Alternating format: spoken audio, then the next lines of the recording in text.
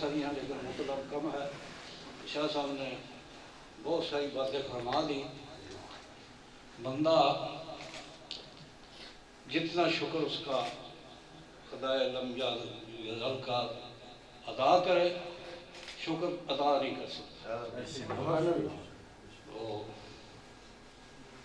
میرے استاد گرامی رحمۃ اللہ علیہ ایک قاضی صاحب کے پاس ریکارڈنگ موجود ہے. قاضی منظور قرآن رحمۃ اللہ علیہ ان کے ساتھ میرا وقت کافی گزرا. ہم محفل میں اکٹھے ادھر ادھر پھرتے رہے. تو اتنا نمایاں اصل میں رسول اللہ صلی اللہ علیہ وسلم کی نگاہ میں یہ میں نے بات پڑھی ہے کہ ہر امتی آقا نامور مدینہ صلی اللہ علیہ وسلم کی نگاہ کرم ہے. آپ ہر امتی کے حال سے آگاہ ہیں. اس سے بڑی شہرت کیا ہے؟ تو عزت شہرت اور پیسہ اس کا کتابوں میں لکھا ہے کہ بندہ زیادہ بھوکا ہے.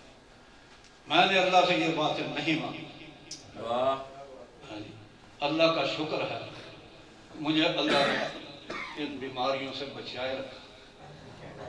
خالص اللہ رسول کی رضا کے لیے ثنا خوانی میں کرتا رہا اور کر رہا. ڈاکٹر صاحب اللہ میرے موسم کافی عرصہ سے ان کے ساتھ بھی ہمارا قاضی صاحب کی میت میں ان سے میرا تعلق ہوا. تو عاشق رسول ہیں. حقیقت بات ہے خالص لوگ نظر آ جاتے ہیں.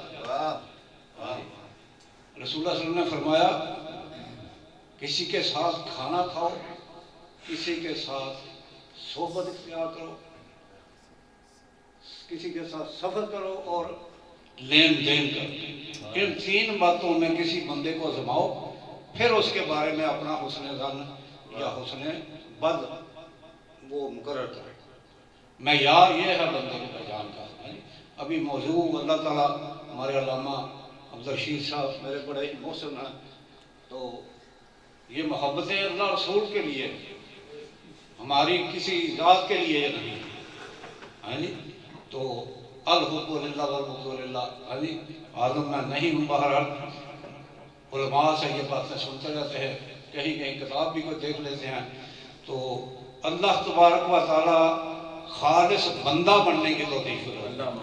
پھر اچھا مسلمان بننے کی پھر اچھا مومن بننے کی پھر آگے تک بڑے رنگ سے آگے روحانیت کی بلندیاں. اللہ تبارک تعالیٰ یہ حقیقت بات یہ ہے کہ ہمارا یہ کوئی دکھاوا نہیں ہے. یہ ہم وقت واقعی نکالنا پڑتا ہے. بڑھاپے میں بندے کو تھوڑی بہت اس میں کیا کہتے ہیں فرض کرنا پڑتا ہے. لیکن وہ تمام کاوش جو بھی ہے وہ بالکل ایک طرف رہ جاتی ہے جب اللہ رسول کی رضا سامنے ہو. انسان کو تسکین حاصل ہوتی ہے. ذکر مصطفیٰ تو پھر ایسا ذکر ہے کہ اسے دلوں کو قرار ملتا ہے. اللہ اور اس کے رسول کا ذکر جو ہے یہ بہت بڑی نعمت ہے دولت ہے جو انسان کو نصیب ہو جائے. اور دعا کرتے ہیں اللہ تبارک تعالیٰ ہمیں دم آخر بھی یہ ذکر کرتے ہوئے اس دنیا سے ہم رخصت ہوں. ایمان کی دولت ہمیں نصیب ہو جائے. قبر حشر کی سختیوں سے اللہ ہمیں معاف فرمائے. قاضی صاحب کے پاس وہ ریکارڈنگ موجود ہے منظور قرآن صاحب رحمۃ اللہ علیہ کی جو انہوں نے وفات سے 1-2 مہینہ پہلے ہی ان کے گھر میں پروگرام ہوا انہوں نے. تو میری ایک ان سے رہتی تھی رنجش تھوڑی سی. ابھی میں ان دوستوں سے بھی کہتا ہوں کہ سادات جو نہیں ہیں سادات نہ لکھیں نہ لکھوائیں نہ کہلائیں. اس سلسلے میں رسول اللہ صلی اللہ علیہ وسلم کے بڑے سخت احکامات ہیں. اگر دوست میں جانا ہے تو کہ ایسا کام کرتے رہے.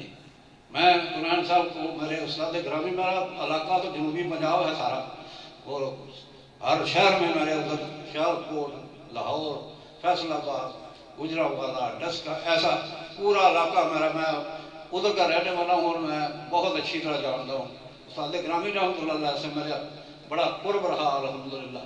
ان کی نگاہوں اور دعاؤں کا صدقہ مجھے یہ ذوق اس میں مجھے قرآن صاحب نے مجھے آدم کہا کہ آدم سبحانوں پہ میں زمین پہ. یہ لفاظ ریکارڈ ہیں قاضی صاحب کے پاس. آدم صاحب آسمانوں پہ میں زمین پہ. اور اب آدم یہ مجھے اس نے نام انہوں نے یہ کہا کہ یہ آدم ثانی ہے یہ ثانی آدم.